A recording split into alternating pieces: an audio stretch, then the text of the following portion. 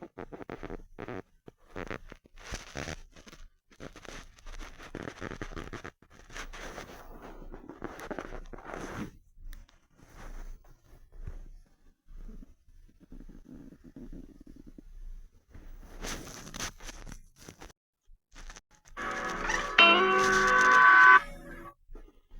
evening and welcome to RTÉ 6 One. The headlines this evening.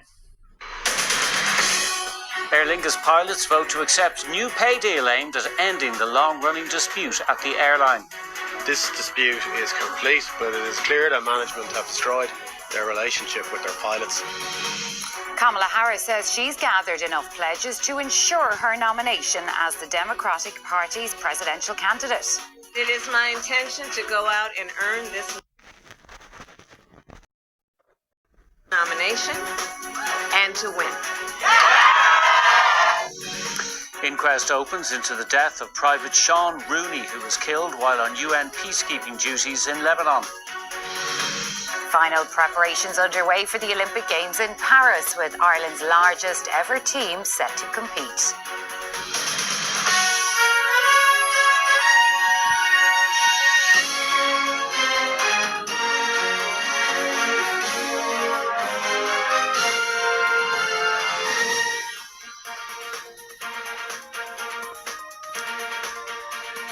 Aer Lingus pilots have voted to accept a deal to resolve their... To Drogheda, that will see exponential growth almost on the network.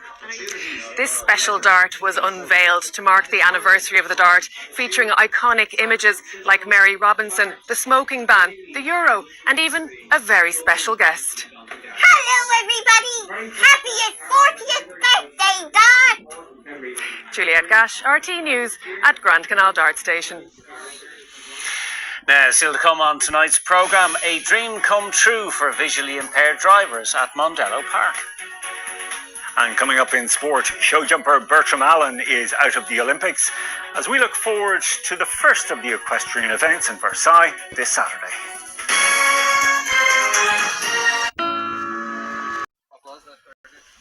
Time for sport now. Here's Justin. Sharon, thank you. Good evening. It's a huge night in Tala as Shamrock Rovers play the first leg of the Champions League qualifier against Sparta Prague. As glamour ties go in the qualifiers, this is right up there. And standing by for us is our soccer correspondent, Tony O'Donoghue. Tony. Thanks, Justin. Yeah, it's the second qualifying round for the UEFA Champions League. Having got through that first round, that was the key really for Shamrock Rovers, because that guarantees them 1.7 million in European revenue, and it guarantees them, if they get through this tie, they'll be in group stages at least of the Conference League. Now, I'm joined by Alan Cawley. It's a huge night, 9,500 people here.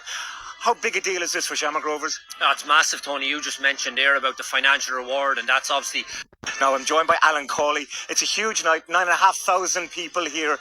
How big a deal is this for Shamrock Rovers? Oh, it's massive, Tony. You just mentioned there about the financial reward, and that's obviously what these European games bring with them. It's unbelievable when you think of what the prize money that's on offer just for winning the league. You quadruple and multiply it over and over when you get through just a couple of rounds, and you spoke also about the potential to get to a group stage. So a massive, massive night for Shamrock Rovers. They're up against Sparta Prague, though, a team that got through Europa League and were knocked out eventually by Liverpool last year. But they're a very good side. Yeah, absolutely. The most successfully domestic team in Czech Republic. They've won their league, I think, 38 times, Tony. And they're on this stage, operating at this level regularly in group stages. And obviously, as you mentioned, that they played Liverpool last year. They were heavily beaten by Liverpool. But in terms of Shamrock Rovers going up against them, especially when you consider Shamrock Rovers' poor domestic form this season as well, it's a tough ask. But hopefully they can produce a magical night. They're without Jack Byrne, who's suspended, and they're waiting on the fitness, hopefully for next week's tie.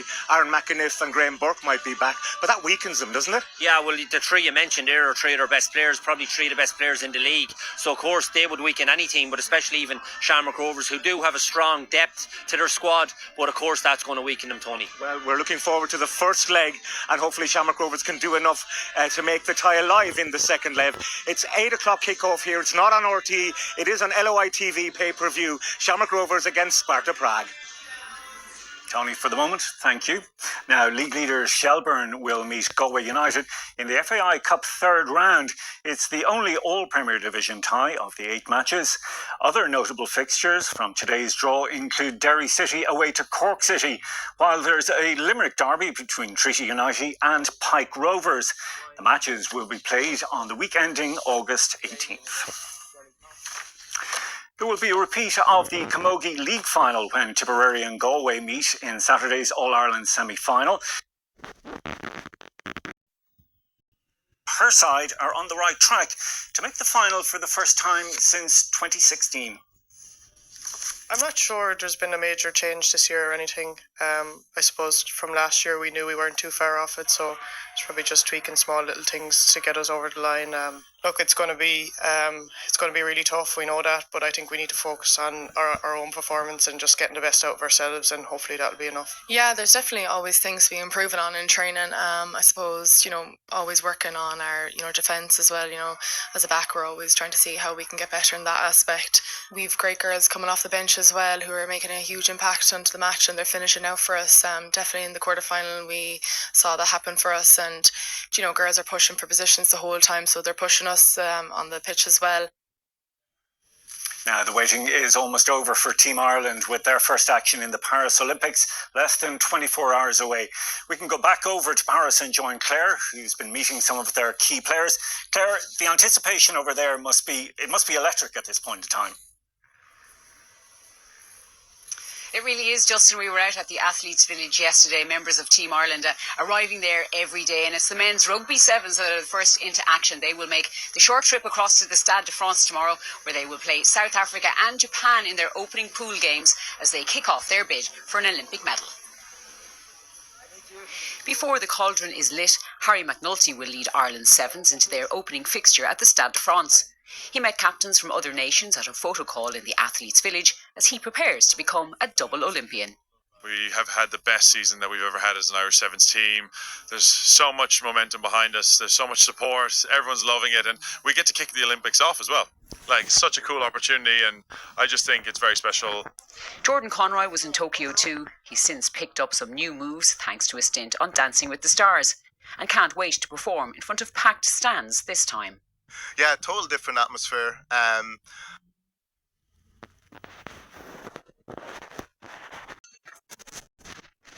Looking forward to kind of feeding off the energy of that, because sometimes, you do miss that, and when you feed off the crowd and the excitement and the roars, that also drives you on a little bit more as well, just to perform and give them a show. So yeah, I'm really kind of looking forward to getting onto that pitch and, hearing the crowd and being able to play in front of them. So it's a lot to look forward to. And the squad has been boosted by the return of Leinster and Ireland fullback Hugo Keenan. He's got his sort of bearings back, it's the natural side of playing sevens, where he can now just use his ability when he gets the ball. So listen, I'm really excited to see him play in this tournament. The Irish women's sevens begin their campaign on Sunday, but it's just one more sleep for the men's squad before they step onto the Olympic stage. Now, the Palace of Versailles is the backdrop for the equestrian disciplines. Today we heard that Bertram Allen, who was a reserve, has been forced off of Ireland's show jumping team due to an injury to his horse. A replacement has yet to be confirmed. But meanwhile, adventurer Austin O'Connor is set to become a 4-time Olympian. Home to the court of King Louis XIV, the palace attracts more than 15 million visitors a year. A temporary outdoor arena will stage the dressage and show jumping disciplines. The cross-country section will be held alongside the Grand Canal. On the outskirts of Versailles, the Irish eventing team are finalising preparations for a potential medal challenge. We're here to be competitive. Ultimately, we're going to do our very best. As you know, sport is sport. Things have got to run your way. There's 25, 30 competitors in the eventing competition that have the ability of winning a medal.